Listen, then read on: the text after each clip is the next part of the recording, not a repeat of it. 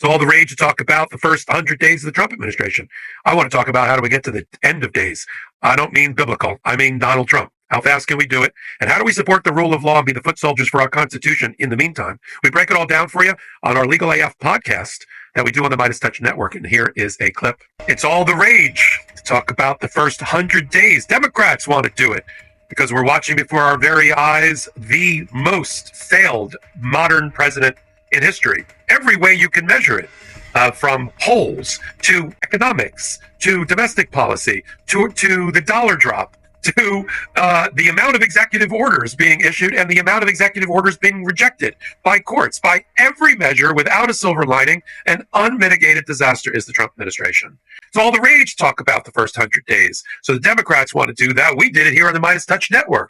I don't know if you saw the Hollywood squares of all the governors running to be president one day. There it is, with my buddy Ben Veiselis in the middle. Governor Hochul, J.B. Pritzker. You've got, of course, the guy that was going to be vice president, Tim Walz. And who else is there?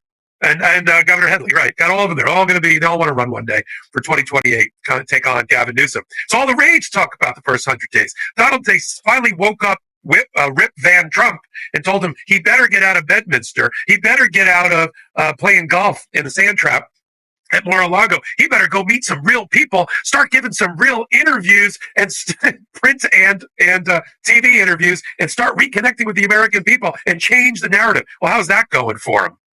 Not well.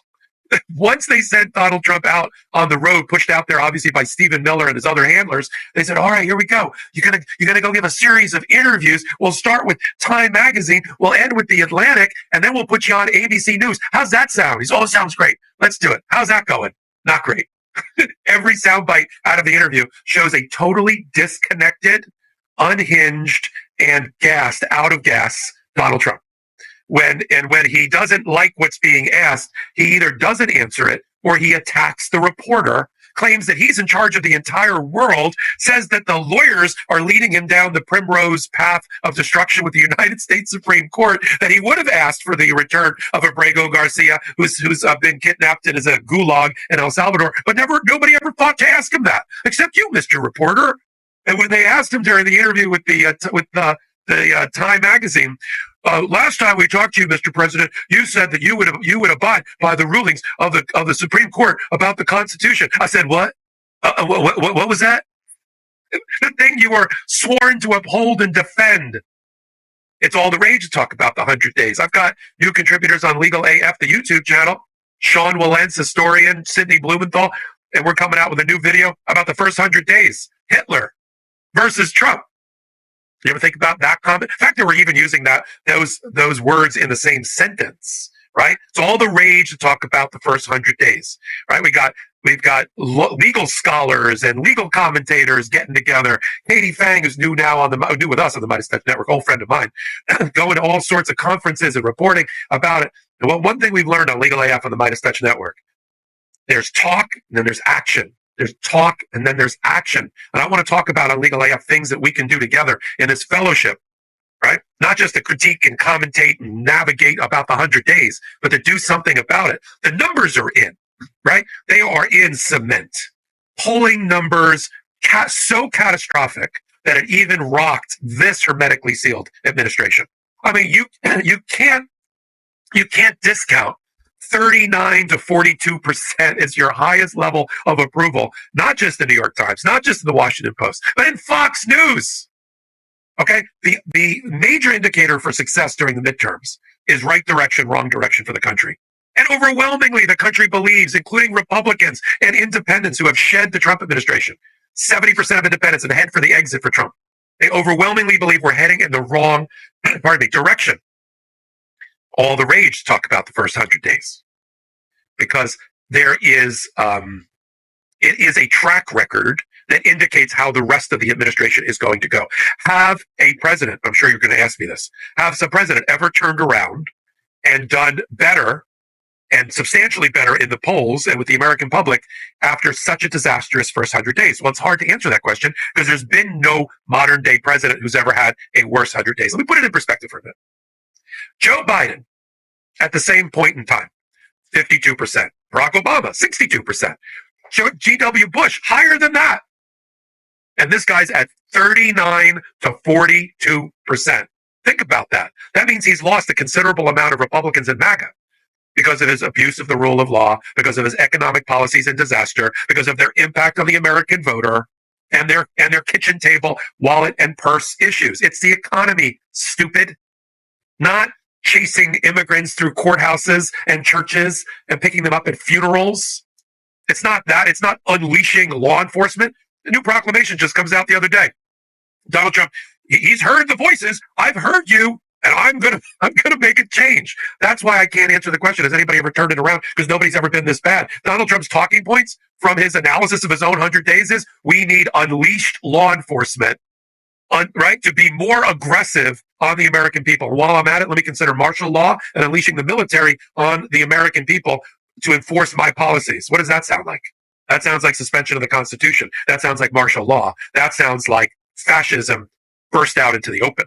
That's what these executive orders lined up one behind the other. So it's all the rage to talk about the 100 days. And it's very, very interesting from my perspective as sort of an amateur historian and constitutional scholar. But what does it really mean? It means a complete and wholesale rejection of what Donald Trump is selling. And has any president ever come out of a deeper hole? I mean, not to give him any ideas, but not without a war. Not without a major war against America where he has to be the commander in chief. Not a made up war where, we're at war with Venezuela. We're at war with Amazon and Bezos. No. I mean a real war. Something really devastating happens. Not wishing it on us. That's really the only way he gets out of this in time for the midterms. But he almost acts like a person who doesn't care. He acts like a riverboat gambler with nothing to lose. Because he's already accomplished what he wanted to accomplish in running for office. There used to be an old, we don't do it anymore. We used to ask presidential candidates, why do you want to be the president? And sometimes people lost the candidacy or the presidency because they couldn't answer the question. It was as if they had never thought about it. Like, what is the driving force why you want to be president? What you don't want to hear is naked ambition, naked grab for power. You don't want to hear that. Nobody ever asked Donald Trump that question, that single question that was asked of every presidential candidate until Donald Trump, as a kid growing up and otherwise. Why? Tell the American people why you want to be president.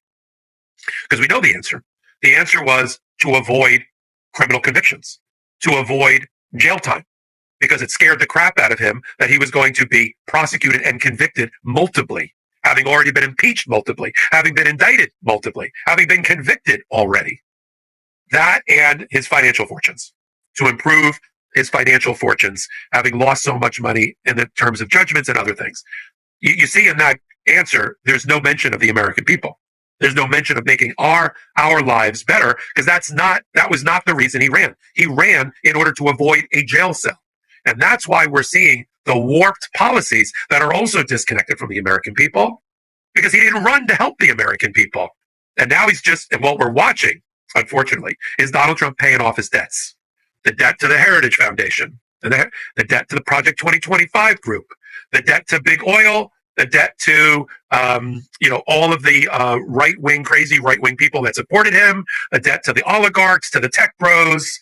That's what we're watching. And all of the policies are easily explained once you take Donald Trump not helping the American people out of the equation. And so that is the rage about the first 100 days that we should be focused on. And then as we transition here on Legal AF, as we have to where that brings us to the intersection of law and politics. Welcome back. We do clips here on Legal AF and on the Midas Touch Network of what we do that we call Legal AF, the podcast. If you didn't know why we called it that, now you do. We sit at the intersection of law and politics, not just on law day, but every day, because we want to bring it to you straight without blowing smoke or sunshine.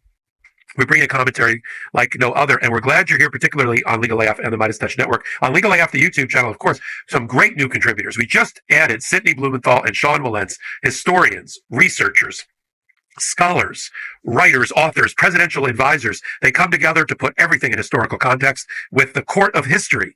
And we also have other contributors as well, former prosecutors, court accountability action, going after federal judge corruption and the corruption in our court systems, only here on Legal AF. Take a moment, hit the subscribe button, and come on over to our new Legal AF Substack. Right, we got a Substack, of course, 5-6 different pieces of content every day. Starts off with my morning AF. What else would I call it? Only on Legal AF Substack. So until my